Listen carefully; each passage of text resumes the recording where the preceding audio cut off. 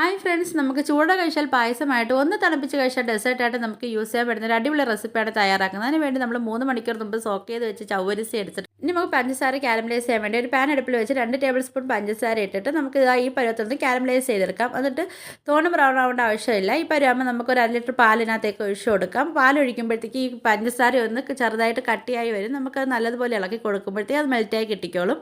പാലൊന്ന് തിളച്ച് വരുമ്പോഴത്തേക്ക് നമ്മൾ നേരത്തെ കഴുകി റെഡിയാക്കി വെച്ച് ചവ്വരി നമുക്ക് ഇതിനകത്തേക്ക് ഇട്ട് കൊടുക്കാം. എന്നിട്ട് ഒരു 10 മിനിറ്റ് ആകുമ്പോഴത്തേക്ക് നമ്മുടെ ചവ്വരി ഇവിടെ വെന്ത് റെഡിയായി വന്നിട്ടുണ്ട്. ഇനി ഇതിലേക്ക് നമുക്ക് എണ്ണ അടുത്തത് പറഞ്ഞാൽ ഒരു 3 ടേബിൾ സ്പൂൺ പാൽപ്പൊടി ആഡ് ചെയ്ത് കൊടുക്കാം. പാൽപ്പൊടി ഇല്ലെങ്കിൽ നിങ്ങൾക്ക് കണ്ടൻസ് മിൽക്കും ചേർത്ത് കൊടുക്കാം. അതിനുശേഷം നമുക്ക് ഇതിനകത്തേക്ക് ഒരു 3-4 ഏലക്കയും ചതച്ചിട്ട് ഒരു 1/4 കപ്പ് പഞ്ചസാര ഇട്ട് കൊടുത്തിട്ട് നമുക്ക് തീ ഓഫ് ചെയ്ത് കൊടുക്കാം. ഇനി അടുത്തത് നമുക്കൊരു പാൻ അടുപ്പിൽ വെച്ചിട്ട് കുറച്ച് നെയ്യ് ഒഴിച്ച് കൊടുക്കാം. അതിനുശേഷം കുറച്ച് നട്ട്സും കിസ്മിസും കൂടെ നമുക്കൊന്ന് വറുത്ത് കോരി എടുത്ത് ഇതിലേക്ക് ഒഴിച്ച് കൊടുക്കാം. പിന്നെ നമുക്ക് ചൂടോടെ കഴിച്ചാൽ പായസമായിട്ടും തണുപ്പിച്ച് കഴിച്ചാൽ നല്ല രസമായിട്ടാണ് നമുക്ക് കഴിക്കാം. എല്ലാവരും ട്രൈ ചെയ്യുന്നു.